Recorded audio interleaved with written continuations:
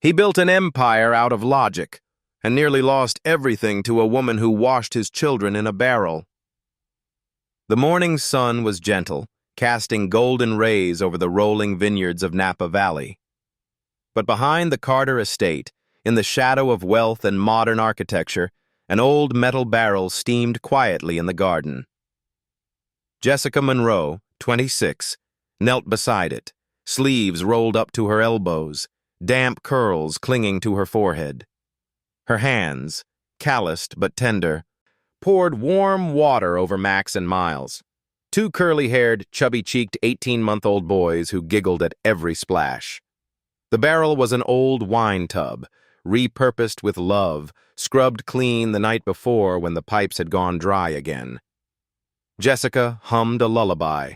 Her voice, low and steady, filled the silence of a morning without running water.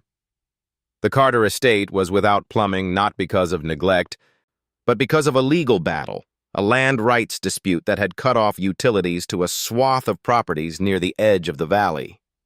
The lawyers were still arguing. The babies still needed to be bathed. Jessica didn't mind. She had grown up in foster homes, learned to make do. What mattered wasn't porcelain tubs or hot water from a tap. What mattered was that the boys were clean, safe, and smiling. And in her arms they always were, until she heard the sound of tires on gravel. A black Tesla glided into the long driveway. The door opened. A man stepped out, tall, broad-shouldered, dressed in charcoal slacks and a crisp white shirt. His face was handsome, but hard. His name was Ethan Carter, and he had just returned from San Francisco a day earlier than expected. He didn't walk. He stormed. "What the hell is going on here?" His voice cracked like a whip. Jessica turned around, shielding the boys instinctively. "Mr. Carter, I can explain." But Ethan had already seen enough. His sons, naked in a barrel. A young woman he barely trusted, bathing them like it was 1923. "You're done here," he snapped. "Pack your things and get out." The boys blinked. Then one of them, Max, let out a high-pitched scream. Jessica stood frozen, heart pounding. Miles followed, his face collapsing into tears. "Mr. Carter, please!" Jessica tried again. "I said leave!" Ethan's voice thundered. The babies screamed louder. The dogs barked. Somewhere in the vineyard, birds scattered. Jessica didn't argue. She wrapped the boys in towels, kissed their foreheads one last time, and handed them to the housekeeper, who looked just as stunned. She didn't cry as she packed, not even when she reached for the small cardboard suitcase she had arrived with 7 months ago. It was the same suitcase she'd carried from one temporary life to another. But her hands trembled. Downstairs, Ethan poured himself a drink at 9 a.m. He didn't care. His heart was racing. His brain was on fire. The image of his sons in that barrel, it wasn't just strange, it was humiliating, unprofessional, dangerous. Except they hadn't looked unhappy. They'd looked joyful, safe, loved. By noon, a new nanny arrived.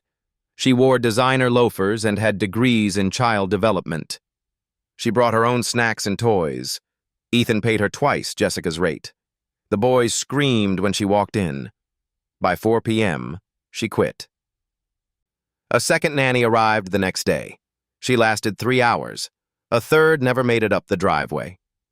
Meanwhile, Jessica stood in front of a quiet house 5 doors down. Louise Morgan, a retired librarian with silver hair and wise eyes, welcomed her in without questions. Louise didn't ask why the young woman stood on her porch with a suitcase and red-rimmed eyes.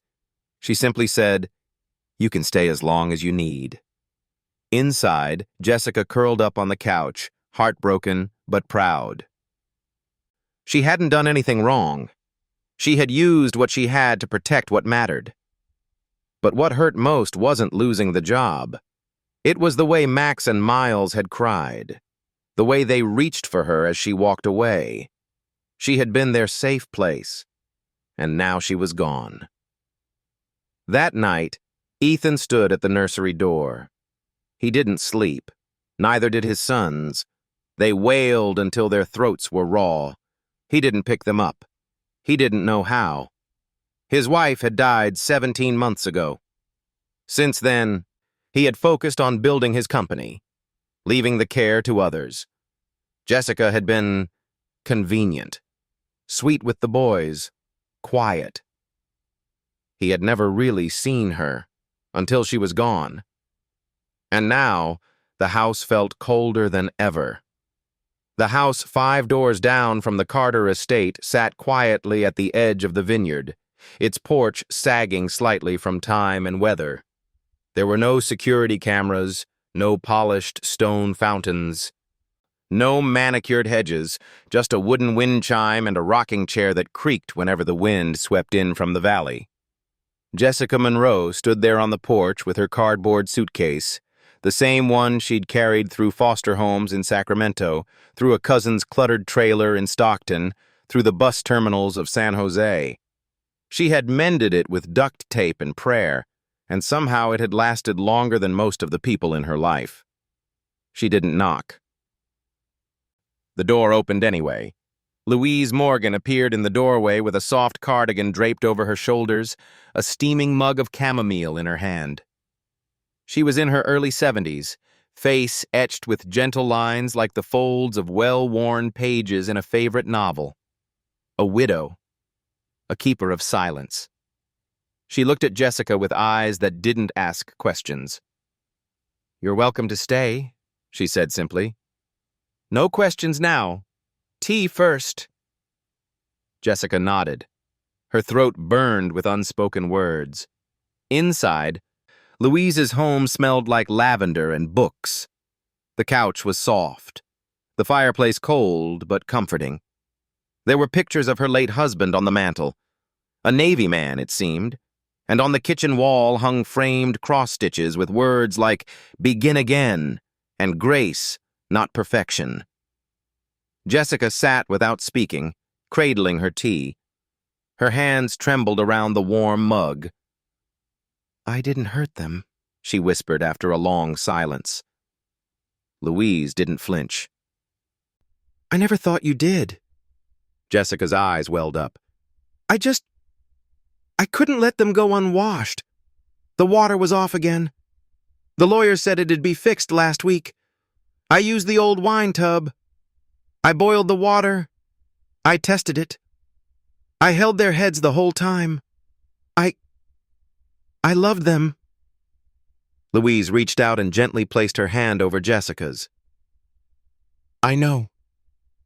Meanwhile, back at the Carter estate, Ethan Carter stood in his sleek kitchen, watching formula instructions on YouTube like they were foreign policy briefings. Max was screaming from the nursery. Miles had been coughing through the night. Neither nanny from the agency had lasted the morning. "Why won't they stop crying?" Ethan muttered, pacing like a cornered animal. He had solved product bugs that cost the company millions. He had negotiated licensing deals across 3 continents, but 2 toddlers were unraveling him in less than 24 hours. The estate felt wrong. Everything pristine, polished, empty. He glanced at the security monitor showing the backyard. The barrel still sat where she had left it. Steam long gone. A towel draped on the side. He deleted the nanny agency's number from his phone. That afternoon, Jessica sat with Louise on the back porch. The hills stretched out before them like a painting. Rows of Cabernet vines shimmered in the sun. Jessica let the silence hold her for a while. But the weight on her chest didn't lift. "I have to find a job," she said. "You just got here." "I have responsibilities," Jessica said, her voice tightening. "Not just the boys. I have other kids." Louise raised an eyebrow gently. Jessica hesitated. Then slowly she pulled a folded photograph from her pocket. It was creased and faded, a snapshot of 3 children grinning in mismatched clothing. 2 boys and 1 girl, no older than 8. They're my cousins, technically, but we grew up together. My aunt was dying, and I was already 19 when they were placed into care, so I filed for kinship guardianship. I've been raising them since. Here? No, Jessica whispered. They're 2 towns over, with another foster family right now. I send money when I can, but if I can't prove stable income this quarter, they're going to separate them, move them into different homes. Louise's face softened. I can't let that happen, Jessica continued. Even if I have to scrub floors again or work nights. I just need to find something soon. Louise nodded. You'll stay here, she said, matter-of-factly. Rent-free. We'll figure out the job part tomorrow. Jessica's voice cracked. Why are you helping me? Louise sipped her tea. Because someone once helped me. When I stood on a porch with nothing but a suitcase and a bleeding heart. It's how second chances work. Back at the estate, Ethan sat at his office desk, eyes on an untouched email from his lawyer about the water case. It was buried under messages from the board, investors, and his COO. But he kept glancing at the baby monitor. Miles had finally dozed off. Max still whimpered, holding one of Jessica's old sweatshirts that the housekeeper had forgotten to pack. The pediatrician had called that morning with concerns. The boys are showing symptoms of severe separation anxiety, she said. And Ethan, it's not just about Jessica. It's about consistency. They've already lost one parent. Now, their primary emotional anchor is gone too. Ethan closed his laptop. The office felt too big. He walked out to the backyard. The air still held the warmth of the sun. He approached the barrel. He touched the rim. It was smooth, clean. He imagined her kneeling here, humming softly, 2 babies giggling under her careful hands. It didn't look unprofessional now. It looked sacred. That evening, Jessica sat cross-legged on Louise's rug with her phone and a stack of job listings. One was for night shift laundry at a nursing home. Another offered childcare at a hotel part-time. She texted the foster care liaison. I'm still looking. Please don't move them yet. I promise I'll have work soon. A reply came hours later. We need proof of income by Friday. I'll do what I can to stall. Jessica closed her eyes. She had lost the job she loved and was on the verge of losing the only other children she had ever called family. The next morning, Ethan sat in the nursery, holding a bottle in one hand and his phone in the other. Dial Louise Morgan, he told the smart assistant. The call connected. Louise, it's Ethan Carter. There was a pause. Well, well, the man who shouts first and thinks later. Ethan sighed. Is Jessica with you? She is. I need to speak with her. She's not ready. Louise. The boys haven't stopped crying. Miles has a fever. The pediatrician's worried. The agency won't send anyone else. Sounds like a problem money can't fix. Ethan leaned his head against the crib rail. Please, just let her call me. Louise's voice was soft now. She still cares, you know. But caring without respect is a kind of slow death. You'll have to do better than a phone call. And then she hung up. Jessica stared at the phone in Louise's hand. You didn't tell me he called? Louise gave her a look. You deserve to choose when you're ready. Not when he is. Jessica nodded, but in her chest, something stirred. The boys were hurting. And though she didn't owe Ethan Carter anything, she owed them everything. The Carter estate had fallen strangely silent by dawn, not with peace, but with exhaustion. The cries had dulled to whimpers, and the whimpers had become hoarse silence. Max lay curled in the corner of his crib, face flushed, breathing shallow. Miles tossed under his blanket, clutching the sleeve of a sweatshirt that no longer smelled like Jessica. Ethan Carter stood in the nursery doorway, unshaven, button-up shirt half-tucked, dark circles under his eyes. The empire he had built with algorithms and strategic partnerships had never prepared him for this. 2 sons who had every material comfort yet refused to eat, sleep, or smile. He had fired Jessica Monroe with 1 sentence. But now he was living the aftermath, not in public disgrace, but in something worse. Powerlessness. By 9:00 a.m., Dr. Iris Caldwell arrived, a pediatric behavioral specialist from Stanford Children's Hospital. She was young, precise, and calm in a way that made people want to confess things they hadn't even admitted to themselves. Ethan paced the marble hallway as she evaluated the twins upstairs. His COO had called twice already, texts pinging every few minutes about board approval, an upcoming IPO pitch, and a crisis in Berlin. He muted the phone. Finally, Dr. Caldwell came down, clipboard tucked under one arm. "Mr. Carter," she began gently, "there's no medical infection. Their lungs are inflamed, but not because of viruses or bacteria." "Then what is it?" Ethan asked, eyes narrowing. She paused, choosing her words. "Emotional trauma. Max and Miles are experiencing an acute case of separation anxiety disorder, more severe than I usually see in children this age." Ethan blinked. "From losing their mother?" Dr. Caldwell shook her head.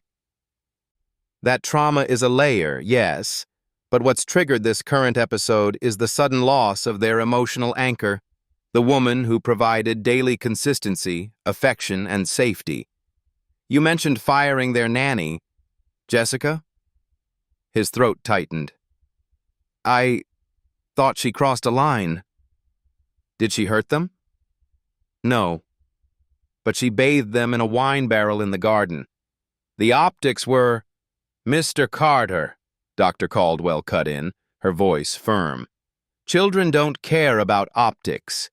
They care about being held, fed, seen, and those boys were seen by her." Later that day, Jessica stared at her phone in Louise's kitchen. A missed call. No voicemail. Just the number she now recognized by heart.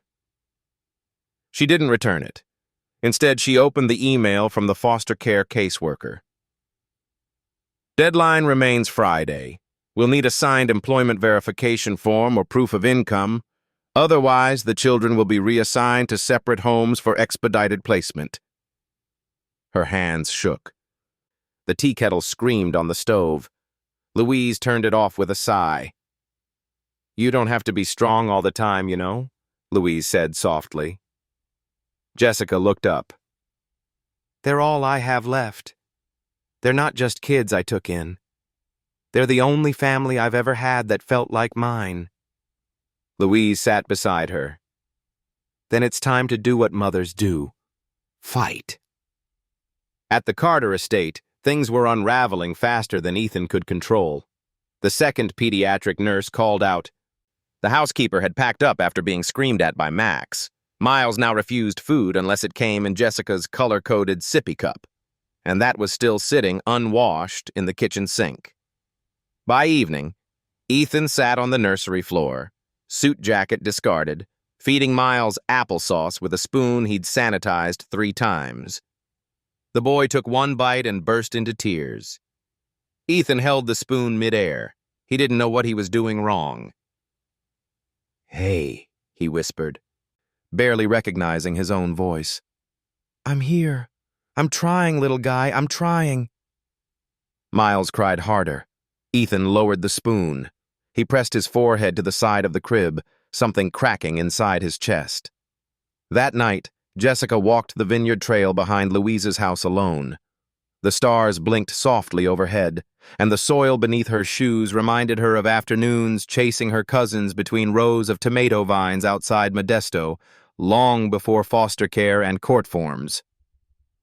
She remembered the first time Max reached for her, not out of need, but trust.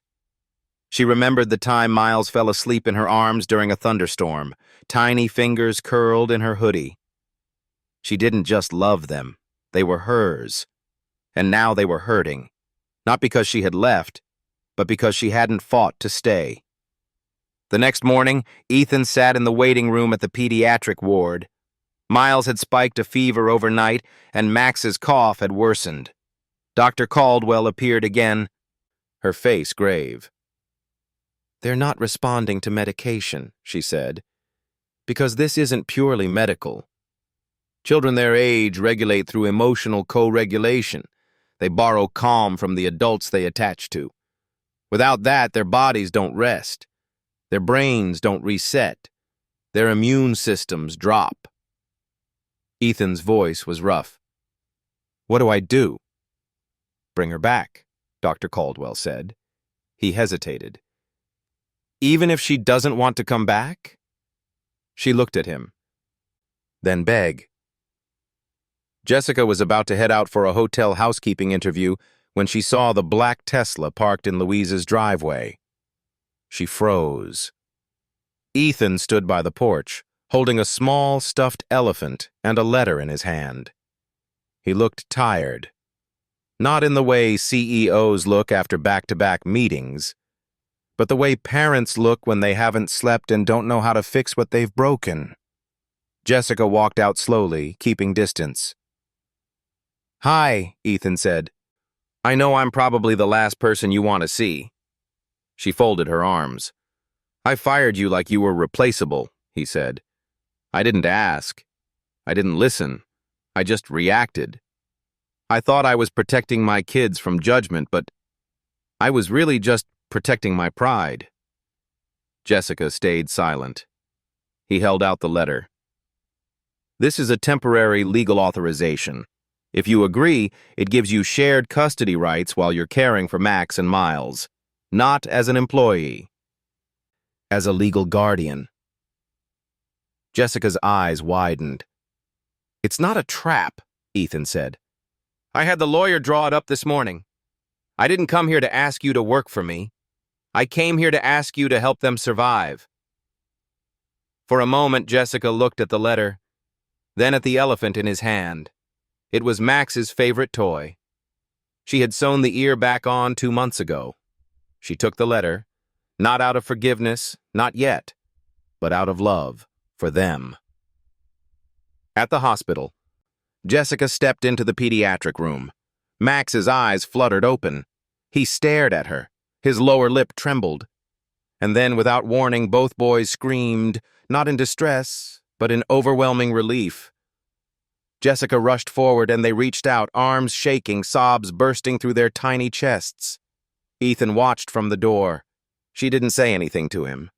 She was too busy whispering to Max, holding Miles against her chest, humming that lullaby, low and steady, like nothing had changed. But everything had. Harold Grant had been working the Carter Vineyards for 38 years, long before Ethan's father bought the land, and long before Silicon Dreams replaced grapes as the family's primary harvest.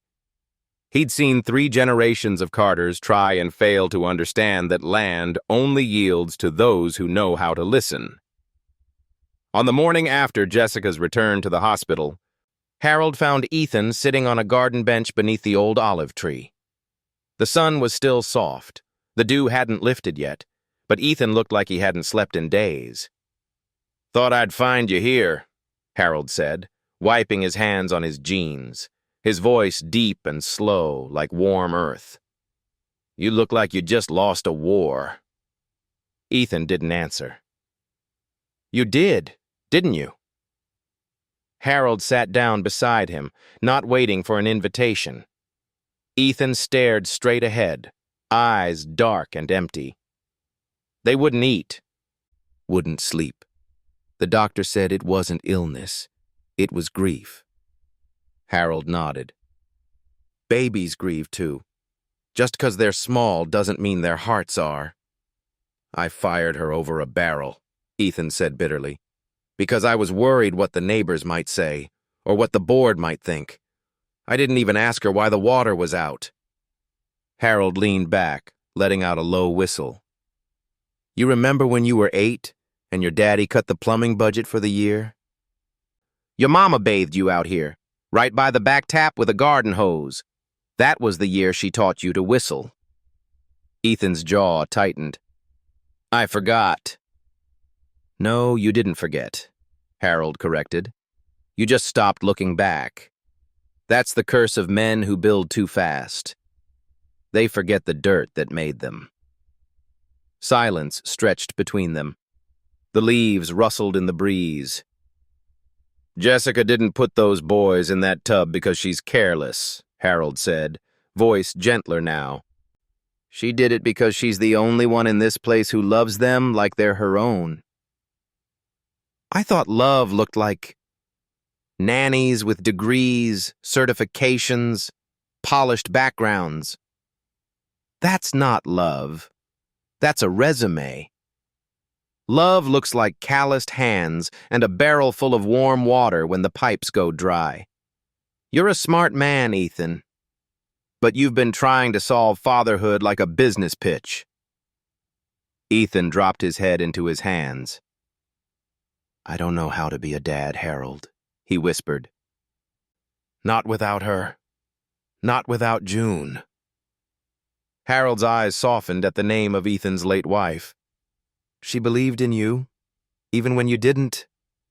She was the compass, Ethan murmured. And when she died, I lost my way. Harold placed a hand on his shoulder. Then maybe it's time to let someone else help you navigate. Meanwhile, at Louise Morgan's home, Jessica sat at the kitchen table, reviewing the temporary guardianship paperwork Ethan had handed her. Her eyes scanned the legal lines, but her mind was somewhere else. Still wrapped around Max's tiny hand clutching her sleeve, Miles's face buried in her neck at the hospital. Is it a trap? She asked aloud, not to anyone in particular. It's an invitation, Louise said gently, sitting across from her. Not to return to work, to return to them. Jessica bit her lip. I don't trust him. You don't have to. Trust the boys. But what if I go back, and the same thing happens again? What if one day he decides I'm just the help again? Louise reached over and laid a hand on hers. Then you leave again, but not before giving them the stability they need right now. You can protect yourself and still love them. Jessica stared down at the pen beside the form. She had spent her whole life being disposable, passed from house to house, job to job, role to role. But with Max and Miles, she had felt something she never dared believe in. Belonging. Not by blood, by bond.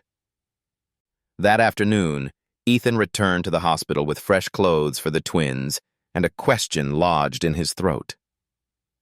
Jessica was sitting beside Max's crib, reading aloud from a picture book about animals that wore pajamas and talked to the moon. She didn't look up when he entered, but her voice didn't waver. She hasn't left their side, the nurse whispered to Ethan. Not even for lunch. He waited until the chapter ended.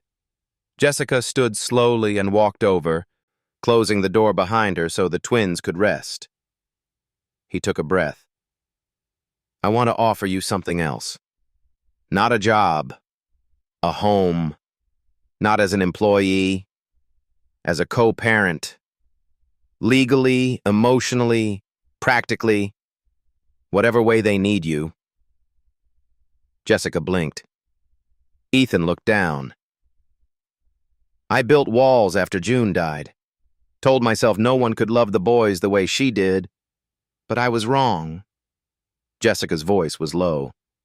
I didn't do it for you. I know, he said. And that's why it meant everything. Back at the vineyard, Harold stood with Louise at the edge of the property, watching the house lights turn on, one by one. "You think they'll figure it out?" he asked. Louise smiled. "They already are." "You ever see someone love a kid like that?" "Once," she said, turning to him with a smile. "You." He chuckled, eyes misty. That night, Ethan sat in the nursery with both boys curled beside him, Jessica resting in the armchair, half asleep. For the first time in days, the room was quiet, peaceful. Max rolled over and whispered, "Mama." Jessica opened her eyes. Ethan turned toward her, something breaking quietly inside his chest, and he whispered, "That's what they call you now." Jessica nodded slowly. "And you?" she asked. "I'm hoping for Dad," Ethan said, "but I'll earn it." One lullaby at a time. Ethan Carter had once closed a $40 million deal over black truffle risotto at a private club in Palo Alto without breaking a sweat. But today, his palms were clammy and his footsteps faltered as he walked up the gravel path toward Louise Morgan's wooden porch. In one hand, he carried a brown paper bag with still warm lemon scones from the town bakery. In the other, a folded letter, this time written not by his lawyers, but by his own hand. His tie hung loose. His usual polished presence, crisp suit, decisive gait, slight air of detachment, had been replaced with something almost unrecognizable: humility. Jessica Monroe watched him from behind the sheer lace curtain in the front room. Louise sat at the kitchen table behind her, reading the newspaper but very much listening. Jessica didn't say anything until the knock came. 3 soft taps, like he knew better than to bang. Jessica stepped forward and opened the door. Ethan stood there, looking like he'd aged 5 years in 5 days. "Hi," he said. His voice was softer than she remembered. "I brought scones." Jessica arched an eyebrow. "You fired me on a Thursday morning. Think baked goods cover that?" "No," Ethan said immediately. "They don't. But maybe listening does." Jessica didn't move. "I came to say sorry. Not just the I messed up kind, but the I see you now kind. I saw a barrel and assumed it meant recklessness. But what I should have seen was what my sons saw: safety. You kept them warm when I was cold. You gave them structure when I gave them silence." Jessica folded her arms, guarding the parts of herself that still throbbed. "You didn't ask," she said. "You judged. Then replaced me like I was a babysitter who spilled juice on your floors." "I didn't know how to grieve," Ethan admitted. "And I definitely didn't know how to father. I was angry at myself." "You just happened to be there when the anger boiled over." Jessica looked down. Ethan held out the folded letter. "This isn't a contract. It's a promise. I'll never speak to you like that again. You're not the help. You're their home." A silence settled between them. Awkward, thick, but honest. Jessica didn't take the letter, but she didn't shut the door either. Later that afternoon, Louise entered the living room holding her cordless phone. "It's the county social worker," she said softly. "They've moved up the home visit for the custody assessment. They'll be here tomorrow." Jessica stiffened. "Tomorrow?" "They're reviewing your status, and they want to see the boy's environment too." Jessica pressed her palms into her knees. "If I don't show proof of stable work," she said, "they'll split my cousins up. I'll lose them." Louise hesitated, then said quietly, "Then maybe it's time you go back, even just temporarily, so the system doesn't erase what love has kept together." Jessica said nothing, but her gaze drifted to the window, to the house she had once walked into as an employee and walked out of with a broken heart. By early evening, Jessica found herself standing at the Carter estate's front gate. The sky glowed in muted lavender and rose. The vines lining the property swayed gently in the breeze, and in the distance, through a window upstairs, she saw Max and Miles, both peeking out, their faces lit with recognition. Their eyes said everything. Please come back. When Jessica walked into the front door, it was not with resignation. It was with resolve. Ethan was waiting by the foyer, looking almost nervous. I know this isn't fair, he said quickly, to ask you to come back, even temporarily. Jessica looked around. The house smelled like pine cleaner and lavender. It had always looked expensive, but it had never felt like home. Until now. You need me, she said. But they need me more. So I'll come back. For them. For now. Ethan nodded slowly. That's enough. That night the house was filled with small miracles. Max and Miles ate full meals without crying. Jessica sang them their favorite lullaby. They slept through the night for the first time in a week. But beneath the peace lay a new kind of tension. Because nothing had been fully healed. And the next morning would bring more than sunrise. It would bring a knock on the door from the system. At precisely 10 o'clock a.m., a black sedan pulled into the driveway. Jessica stood in the living room holding a clipboard of forms and a folder with her resume, references, and Ethan's notarized guardianship agreement. She wore a clean blouse Louise had ironed that morning. Her hair was pinned back. Her back was straight, but her fingers trembled. Ethan stood beside her in a gray sweater, not a suit, and offered no leadership this time. Only presence. The social worker stepped in, heels clicking on the polished floor, a woman in her late 40s with sharp eyes but a kind smile. Jessica Monroe? She asked. Yes. You're currently seeking continued custody of 3 minor cousins placed in foster care under your petition for kinship guardianship? Yes. And you were recently dismissed from employment? Jessica inhaled. I was. But I've now resumed my role as a caregiver with new legal terms, temporary co-guardianship to 2 minors residing in this home. She handed the papers over. The woman flipped through them. Ethan added gently, Ms. Monroe is not an employee. She's a co-parent. This household functions under equal responsibility. I've signed full legal agreement and support her claim. The social worker studied them both, then glanced down at the carpet, where Max and Miles now sat playing with blocks, healthy and quiet. Finally, she smiled. Very well, she said. Home visit passed. I'll be noting the stability of this arrangement as high-functioning and emotionally appropriate. Jessica exhaled for the first time in hours. Ethan turned to her. You did it. She turned back. We did. That evening, as the sun dipped behind the vineyard hills, Jessica walked out to the garden alone. The old wine barrel was still there, empty, silent. She ran her fingers over its rim. Was it shame? She whispered to herself. Or survival? She heard footsteps behind her. Ethan stood quietly, hands in his pockets. I used to think that barrel was the lowest moment of this house, he said. Jessica didn't turn. He continued, but now I think it was the beginning of everything good. She finally faced him. Why? Because it forced me to see the difference between what makes a house and what makes a home. They stood in silence. Then Ethan said, You don't have to stay, but I hope you will.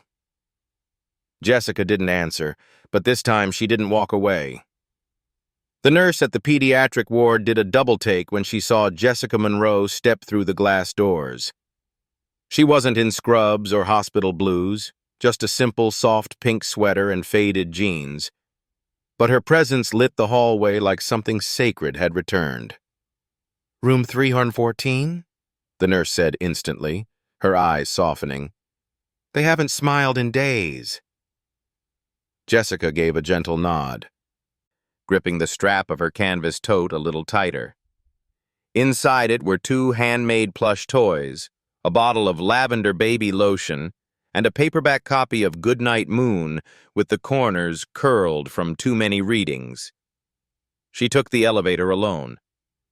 Her reflection in the silver panel wasn't glamorous, but it held strength, the kind that came from sleepless nights, broken beginnings, and the decision to love anyway.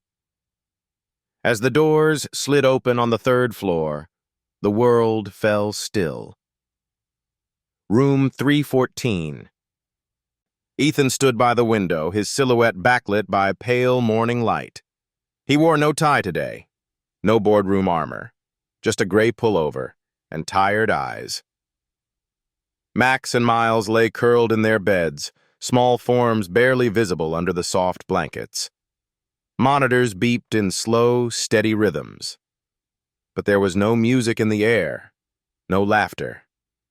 Just the kind of silence that felt too heavy for children to carry. Jessica stepped in quietly.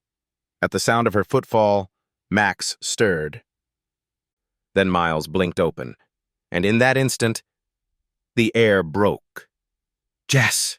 Jess! Both boys burst into tears at once, their cries raw, desperate, and filled with recognition. Jessica didn't hesitate. She dropped her bag and rushed forward, wrapping her arms around the first outstretched hands, gathering both boys into her lap as monitors chimed in complaint. Their sobs weren't of pain, they were of relief, of coming home. Ethan's breath caught in his throat. For a moment, he saw it. The way she cradled their heads, kissed their foreheads, whispered soft, nothing words with absolute knowing. This wasn't performance. This wasn't hired help. This was mothering. And it had nothing to do with biology. Dr. Caldwell stepped in a few minutes later. She froze at the doorway. Then slowly, silently, she pulled out her clipboard and made a single note. Reintroduction of primary attachment figure. Immediate physiological and emotional regulation observed. She looked at Ethan, and for once, the clinical tone faded. You made the right call, she whispered. Ethan could barely speak. She's not just part of the solution. She is the solution. Dr. Caldwell glanced at the twins, now snuggled peacefully in Jessica's lap, their breathing even, their little fingers locked in hers. I want to keep them here for monitoring another day or two, she said. But if this continues, we'll discharge them by the weekend. Ethan nodded. Jessica didn't look up. Her world at that moment was made of curls and baby breaths and tiny hiccuped sighs. That evening, Ethan offered her a chair and a sandwich in the hospital cafe. Jessica hesitated, then sat. They ate quietly, listening to the hum of the coffee machine and the muffled footsteps of night shift nurses. Ethan finally broke the silence. I want to do this differently, he said. Not just patch over the past. I want to start from where we really are now and build forward. Together. Jessica looked down at her tea. You don't owe me anything, Ethan. I owe them everything, he replied. And that includes making sure the woman they see as their mom is never treated like she doesn't belong again. Jessica's throat tightened. They love you, he continued, not because you took care of them, but because you saw them, knew them, belonged to them before anyone else did. Jessica didn't answer, but she didn't look away either. The next morning, Jessica was back in room 314 before the sun rose. She braided Max's curls while singing softly. Ethan brought Miles a smoothie from the corner juice bar. They moved around each other with the quiet rhythm of people who had once been strangers, but now shared the same orbit. No words, just presence, just care. By Thursday afternoon, the twins had been cleared for discharge. As Ethan signed the papers, Dr. Caldwell approached with a smile. "I don't usually say this to parents," she said, "but this case taught me something. Medicine has limits. Love doesn't." Jessica flushed. Ethan gave a quiet smile. The doctor added, "Routine follow-ups, yes. But from what I saw, your children are already healing faster than I expected, because you brought her back." As they wheeled the twins toward the exit, a nurse handed Jessica a small envelope. Inside was a photograph, taken from the monitor footage. Jessica, arms wrapped around both boys, their faces glowing. Someone had written beneath it in pen, "Sometimes healing doesn't come in a bottle. It comes in a person." Jessica folded the photo and tucked it into her tote. They returned home that evening. Ethan parked the car, opened the back seat, and helped lift Max into his arms. Jessica carried Miles, who had fallen asleep clutching her necklace. As they walked up the path together, something unspoken passed between them. A recognition. A reset. The house wasn't silent now. It hummed, with warmth, with life. That night, Jessica tucked the boys into their beds and stayed beside them until the last sigh of sleep escaped their tiny lungs. Ethan lingered in the hallway, watching her. "You stayed," he said softly. "I came home," she replied. For the first time, the word didn't sting. It felt right. The cottage was barely 700 square feet, nestled behind the far rows of Cabernet vines that curled around the base of the Carter estate. From a distance, it looked like something out of a forgotten storybook. Faded blue shutters, a pitched roof covered in moss, a front porch just wide enough for a rocking chair and a basket of sunflowers. It had been empty for years, until now. Jessica Monroe stood on the porch, a ring of keys in her hand and a lump in her throat. "This is yours," Ethan had said softly that morning, handing her the keychain. "Not on loan, not part of your job package, just yours." She had stared at him like he was speaking a language she'd never learned. "Live here, with the boys, with your cousins if you want. I'll have it furnished by tonight. No strings, just a roof. That you choose." Jessica hadn't answered. She'd only walked to the porch of the cottage alone, hand trembling as she turned the key in the lock. The door creaked open, and somehow it smelled like home. Inside, sunlight spilled across hardwood floors and blank white walls that begged to be painted with life. The kitchen was modest, just a 2-burner stove and a small round table, but it was hers. In the corner stood a second-hand bookshelf already lined with children's books. Someone had left a vase of wildflowers on the windowsill. Jessica stepped in, barefoot, and breathed deeply. It wasn't the mansion. It didn't need to be. It was enough. By late afternoon, the house was alive. Ava, Micah, and Noah, her 3 cousins, had arrived that morning after the social worker approved the relocation. They ran through the vineyard like freed birds, their laughter echoing through the vines. Jessica watched them from the porch, arms crossed, eyes glossy. "They've never had a backyard before," she whispered to Ethan, who had brought over a box of gardening tools. "They do now," he said. "And grapevines, too." Ava, the oldest at 9, ran up with tangled curls and scraped knees, breathless. "Jess, can we plant strawberries?" Jessica smiled, ruffling her hair. "Only if you water them every morning." "Deal!" Ava yelled, sprinting away again. Ethan turned to Jessica. "You were meant for this." "I was meant for survival," she said softly. but I think I'm finally learning how to live. That evening, Ethan stayed for dinner. It wasn't planned, but somehow it happened. Jessica making grilled cheese sandwiches while the kids colored at the table. Ethan fixing a loose kitchen cabinet. Laughter bubbling like something ancient and holy. He didn't feel like a visitor anymore. He felt like a possibility. When the younger kids went to bed, Ava stayed behind, eyes squinting at Ethan. "Do you know how to make pancakes?" she asked. "I can follow directions on the box," he offered, mock serious. Ava nodded solemnly. "Then you can stay for breakfast." Jessica chuckled. Ethan looked at her, a quiet smile tugging at the corner of his lips. She didn't send him home. Over the next week, the cottage became a world of its own. Jessica gardened in the mornings, taught the kids how to fold laundry in the afternoons, and read bedtime stories with the kind of patience that had only come from having no one read to her once. Ethan came by in the evenings, not to check, not to supervise, to be part of it. He brought over pizza one night, board games the next. On Thursday, he showed up with an old guitar and sheepishly admitted he hadn't played in 10 years.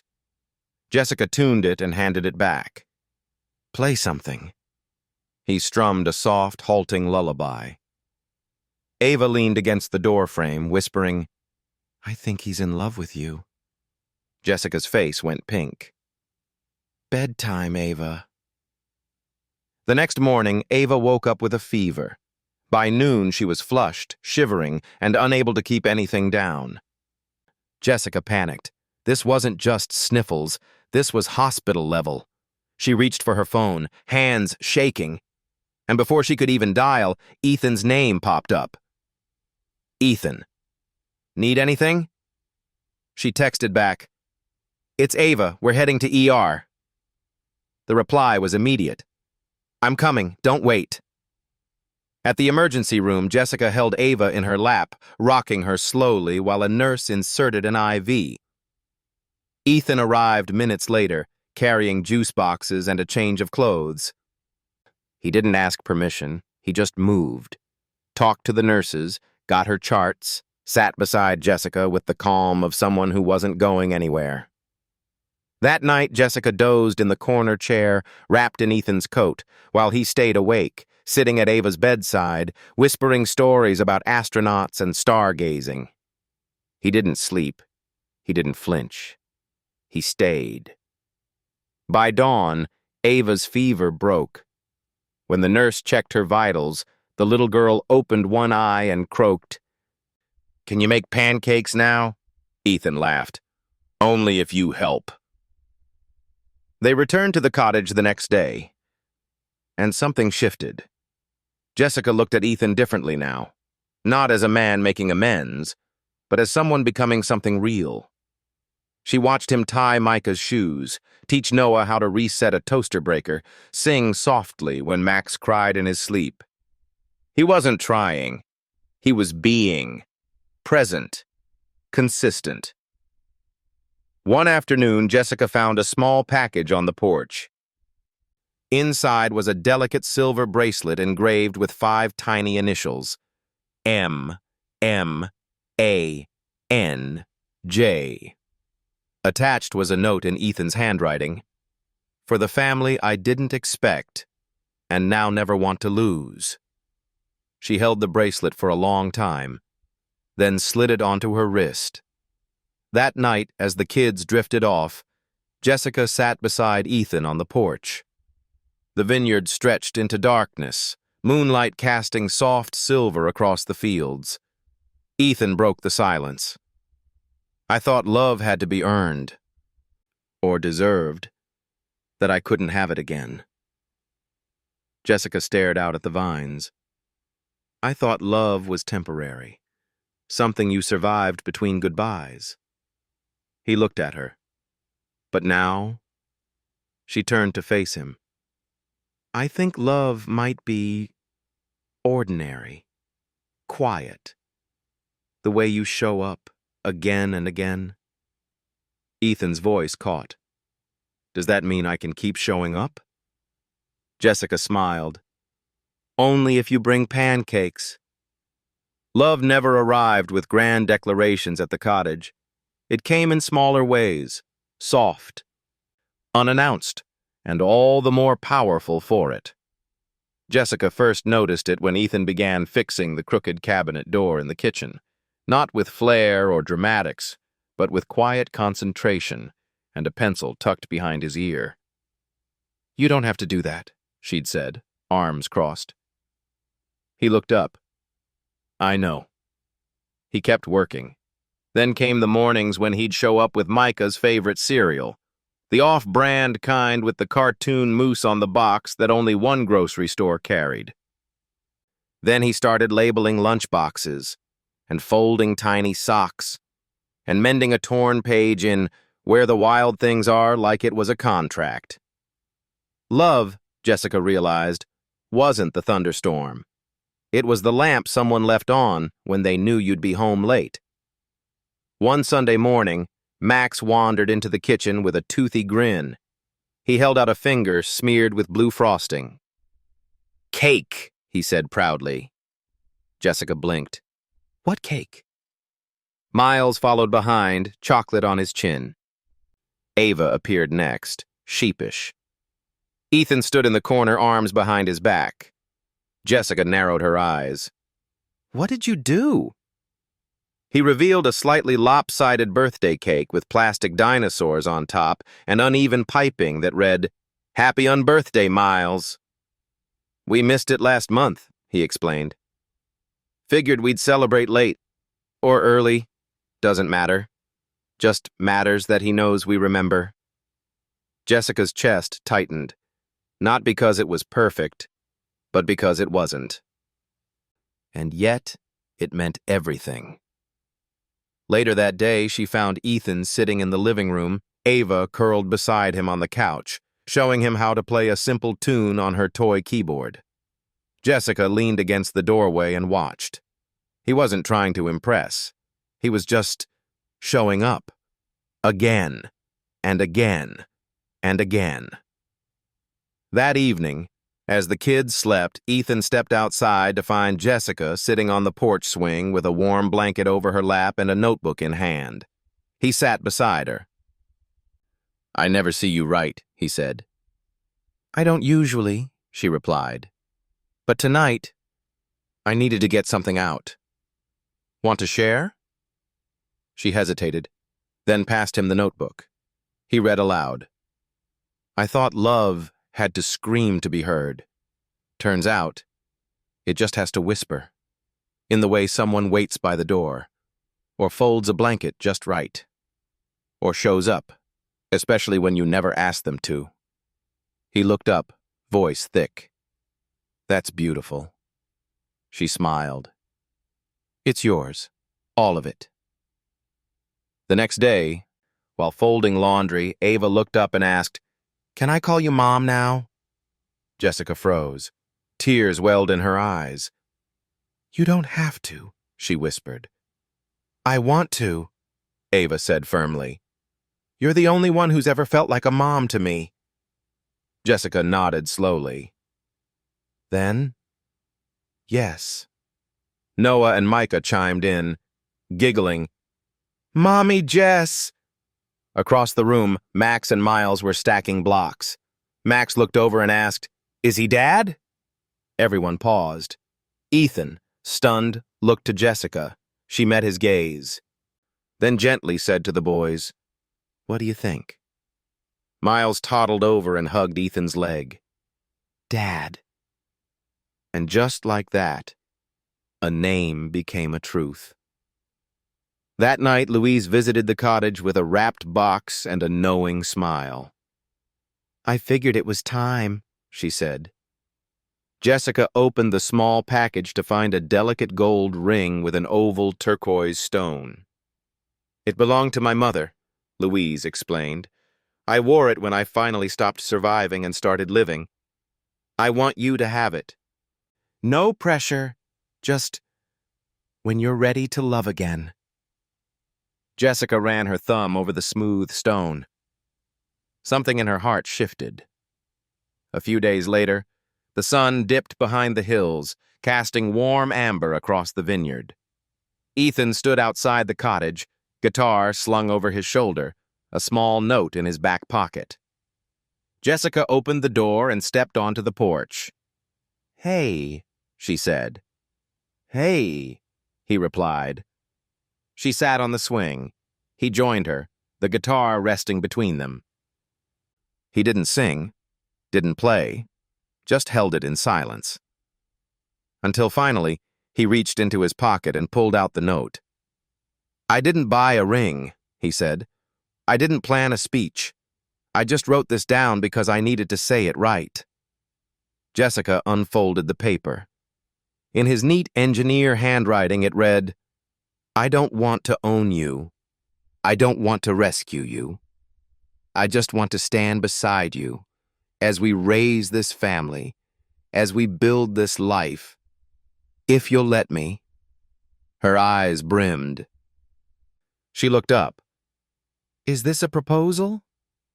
"No," he said softly. "This is a question." She reached into her pocket, pulled out Louise's ring, and held it up. "This is my answer." He smiled, not big, just honest, the kind of smile that doesn't fade. There were no floral arches, no string quartets, no rows of designer chairs lined with imported silk. Just a patch of grass behind the cottage, a narrow path through the vineyard, and 6 children in white cotton clothes holding paper daisies they had cut out the night before. It was Ava's idea. "No big wedding," she'd declared. "Just us. The real us." Jessica had smiled, her hand unconsciously brushing the turquoise ring on her finger, Louise's ring, now her own. They called it a family day. No one said the word marriage out loud, but everyone felt it. It pulsed in the soil beneath their feet. It shimmered in the golden sunlight dripping through the grape leaves. It settled like a secret prayer in the space between 2 people who had fought and chosen to belong to each other. Ethan stood under the arbor Max and Noah had helped him build. 3 planks of repurposed fence wood nailed together in a crooked, perfect triangle. He wore no tie, just a white button-down with sleeves rolled at the elbows. A grapevine leaf clung to his shoulder. He hadn't noticed. Jessica walked barefoot through the garden path, her white cotton dress brushing against rosemary shrubs and lavender sprigs. Her hair was half up, twisted with baby's breath and strands of wild thyme. Ava, beaming, held Miles's hand as she led the way. Max followed with a paper banner that read, "This is home." They reached the arbor. Ethan held out his hand. Jessica took it. No officiant stood before them, just Louise, seated in her rocking chair under the apricot tree, her eyes bright behind reading glasses, her heart spilling through every wrinkle on her face. Jessica turned to her. "Would you—" Louise blinked. "Me?" Jessica nodded. "You were the first person who saw us as a family, before even we did." Louise stood slowly. "Well then." She cleared her throat, stepped onto the garden path, and lifted a page from the notebook where she kept old poems and birthday reminders. "I'm not one for long speeches," she began, "but I know what it looks like when love stops performing and starts planting roots. That's what I see here." She turned to Ethan. "Do you promise to keep showing up, even when it's hard, even when you're tired, even when you're scared, not with perfection, but with presence?" Ethan swallowed. "Yes, always." She turned to Jessica. "Do you promise to keep your heart soft, even when it's been bruised, and to let yourself be loved not because you're perfect, but because you're real?" Jessica nodded, voice trembling. "Yes, every day." Louise smiled, her voice cracking. Then by the power vested in me by absolutely no one, but in honor of every second chance the world sometimes offers, I now pronounce this a family." The children cheered. Max and Miles clapped with wide eyes. Ava burst into tears. Noah whispered, "Does this mean we get pancakes every Sunday now?" There was no kiss for the crowd. Just Ethan pressing his forehead gently to Jessica's. "Home," he whispered. "It was always you." And she replied, "You brought the roof. I brought the light." Later, they ate sandwiches under the wisteria. The kids took turns performing acts. Ava recited a poem about grapevines and brave hearts. Micah sang a song with only one note, but many emotions. Miles, at one point, lifted his paper daisy and offered it to Jessica. "Mom," he said, "you forgot your flower." Jessica blinked rapidly and hugged him tightly. "Thank you, baby," she whispered. "You're the reason I bloomed." As the sun began to sink, turning the vineyard gold, a familiar figure walked down the path. Dr. Iris Caldwell.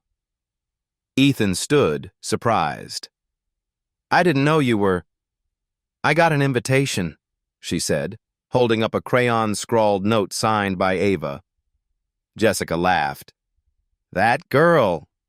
Dr. Caldwell walked over and hugged Ethan. "I've seen hundreds of recoveries." "Ethan," she said, "but never one where medicine stepped back and love stepped in so completely." Then she turned to Jessica. "You saved them, not just from illness, from what the world tells children when it forgets they are worthy of safety and gentleness." Jessica looked down. "I just held them." "You became home for them," Dr. Caldwell said. "And for him, too." Jessica's eyes lifted to Ethan, who stood with Max on his hip, both of them smiling in unison. As twilight settled, Louise handed Jessica a small, hand-sewn quilt. It was faded, patched together from dozens of fabrics, one square with stars, another with baby feet, one from a summer dress, another from a military uniform sleeve. "My mother started this," Louise explained. "I finished it when my first grandchild was born, but she never had children of her own." Jessica held the quilt in her lap, tracing each stitch. Louise whispered, "Now it belongs to the family who stitched themselves together from the broken pieces." Jessica wept quietly. And Ethan reached out, taking her hand, not with pressure but with promise. That night the family lay on the quilt under a sky full of stars. Max snored softly against Jessica's side. Ava traced constellations with a flashlight. Miles curled against Ethan's chest. There were no closing speeches, no cake cutting or final dances, just 6 children, 2 grown hearts. And the slow, healing rhythm of love that had nothing to prove and everything to give. The old metal barrel sat in the backyard, exactly where it always had, tucked between the rosemary bushes and the vine-covered fence. Its surface had dulled with time, edges softened by weather and memory. For a long while, no one touched it. It wasn't neglected. It was honored, a quiet monument to everything that had changed, until this morning. Jessica stepped barefoot into the yard, the summer grass cool beneath her toes. She carried a soft cotton blanket, a basin of warm water, and a bundle wrapped in muslin. Her daughter, barely 3 weeks old, Hope Carter.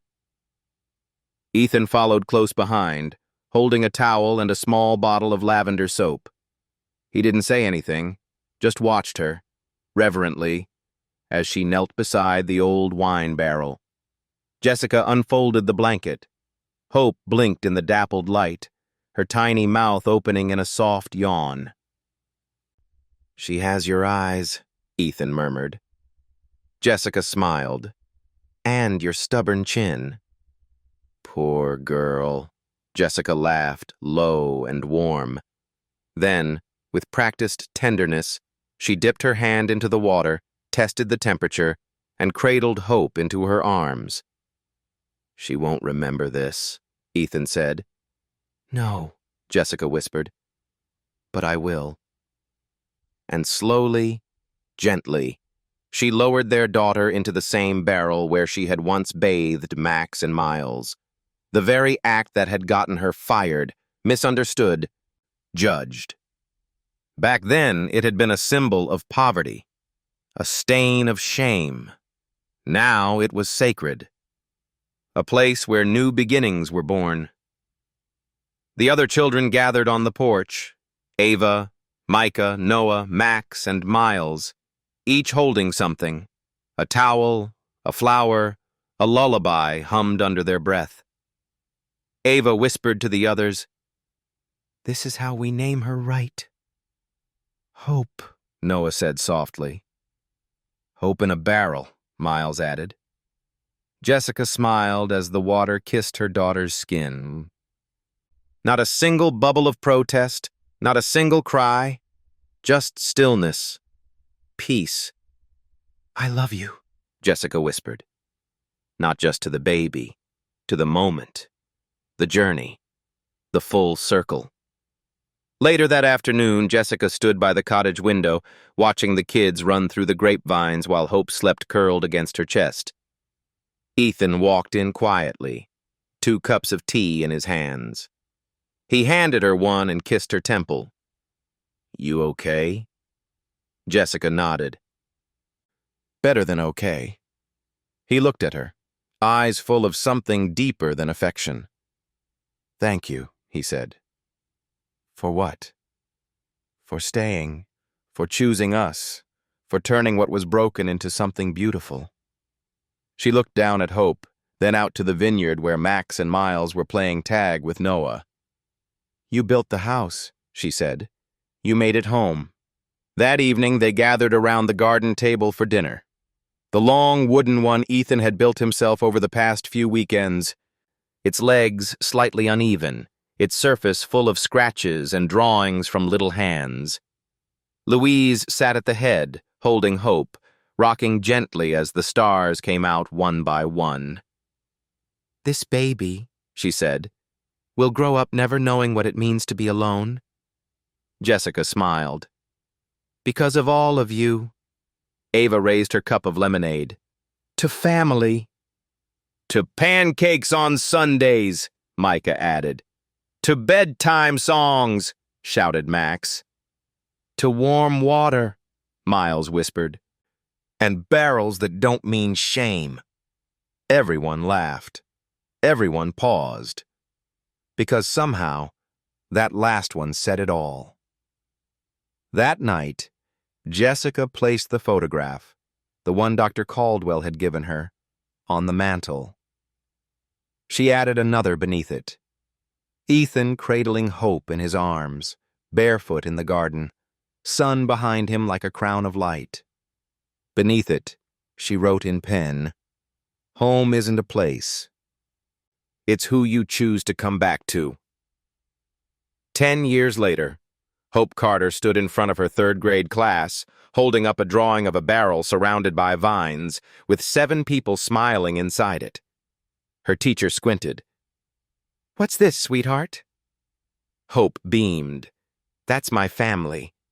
And this," she pointed to the barrel, "this is where everything began." The class giggled. Hope didn't flinch. "My mom says love isn't what you feel, it's what you give, even when it hurts." There was a quiet in the room. Then one kid in the back raised a hand. "Is your mom a superhero?" Hope grinned. "Kinda. She just wears pajamas and makes pancakes." Outside the classroom, Jessica stood with Ethan, watching through the small glass window in the door. "Did she just call me a superhero?" Jessica whispered, eyes glassy. "Pajama-wearing superhero," Ethan grinned. "She's not wrong." He wrapped his arm around her. I used to think I built empires, he said. But this, Jessica whispered, this is the only legacy that matters. They watched as Hope sat back down, coloring a heart over the word home on her drawing.